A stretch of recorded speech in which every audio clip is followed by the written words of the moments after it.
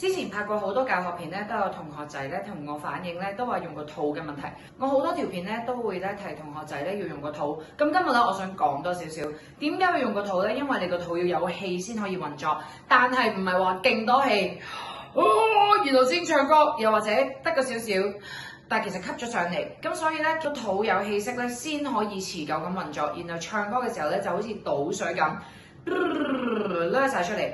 Let it flow， 咁咧先可以咧健康咁樣唱歌。否則嘅話咧，其實用好多唔同嘅旁門左道咧，只會有一個短暫嘅效果，但係長期咧對你嘅發聲嘅健康咧係非常之有影響㗎。所以希望大家咧明白咧咩叫用肚運氣，點樣運用氣息，同埋點樣 let it flow 同埋 release。如果有咩問題嘅話咧，記得 message 我哋 in Sing Voice，follow 我哋嘅 IG 同埋 like 我哋呢個 post，share 你哋嘅朋友睇。如果有咩唔明白嘅話，你就嚟 in Sing Voice 去唱歌啦。我哋下次再見，拜拜。